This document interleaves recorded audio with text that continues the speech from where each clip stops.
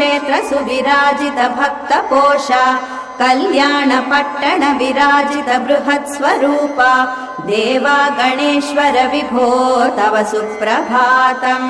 श्रीमन्मधुरु शिव मन्दिर कुड्यवासा कुम्भासि क्षेत्र सुविराजित भक्तपोषा